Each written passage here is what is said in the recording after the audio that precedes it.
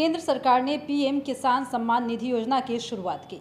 इस योजना का मुख्य उद्देश्य ये था कि जो भी गरीब तबके के किसान हैं, उन्हें आर्थिक रूप से मजबूती प्रदान की जाए। इस योजना के तहत जो भी गरीब किसान हैं, उनको आर्थिक बल मिले, इसका खास ख्याल रखा गया। आपको बता दें कि इस योजना के तहत सालाना 6,000 रुपए दी जाती है, यानी कि 2,000 रुपए करके 3 बार दिया जाता है, किस्तों में दिया जाता है और किसान तक इस राशि को पहुंचाया जा सकता है, जिससे कि उन्हें आर्थिक बल मिल सके। आपको बताते चले कि इस योजना को लेकर केंद्र सरकार ने कुछ निर्देश जारी किए हैं, जिससे कि अगर कोई फर्जी तरीके से इस योजना का लाभ उठा रहा है तो उसको निगरानी में रखा जाए और उस पर उचित कार्रवाई की जाए। ऐसी बात निकलकर सामने आ रही है।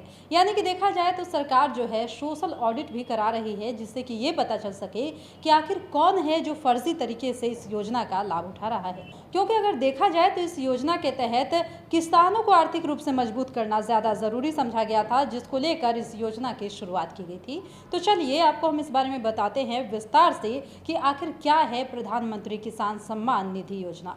केंद्र सरकार ने पीएम किसान सम्मान निधि योजना को आर्थिक रूप से कमजोर किसानों के लिए शुरू किया था।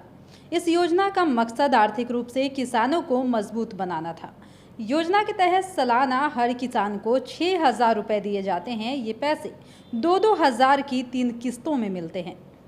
योजना का लाभ लेने के लिए किसानों की पात्रता सुनिश्चित की गई है, लेकिन यदि आपने गलत तरीके से केंद्र सरकार की इस योजना का फायदा लिया है तो आपको पैसे लौटाने होंगे। इसके लिए सरकार की तरफ से सोशल ऑडिट भी कराया जा रहा है। इसका मकसद ऐसे अपात्र लोगों की पहचान करना है जो कि इसके योग्य है ही नहीं। उत्तर प्रदेश और बिहार समेत कई राज्यों में पिछले दिनों पीएम किसान निधि की रिकवरी को लेकर नोटिस भी पहुंचे हैं। बहुत से लोग इस पैसे को वापस कर रहे हैं। यदि किसी ने गलत तरीके से पैसे को वापस नहीं किया तो सरकार उनके खिलाफ तय समय सीमा के बाद कार्रवाई करेगी। आइए जानते हैं कि किन लोगों को योजना के पैसे वापस करने होंगे। सरकार की तरफ से चल रही जांच में यह भी सामने आया है कि पीएम किसान निधि का फायदा लेने वाले कई लोग ऐसे हैं जो कि टैक्स भी दे रहे हैं।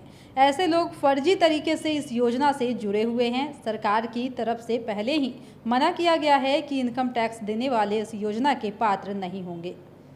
सरकार नौकरी करने वाले किसान, आयकर भरने वाले किसान और पति और पत्नी दोनों ही इस योजना का लाभ नहीं ले सकते। ऐसा दिशा निर्देश पहले जारी किया जा चुका है, यानी कि किसी भी परिवार में केवल एक ही शख्स योजना के लिए पात्र होंगे। कुछ मामलों में यह भी सामने आया है कि किसान नहीं होने के बावजूद भी कुछ लोग योजना का फायदा ले रहे हैं।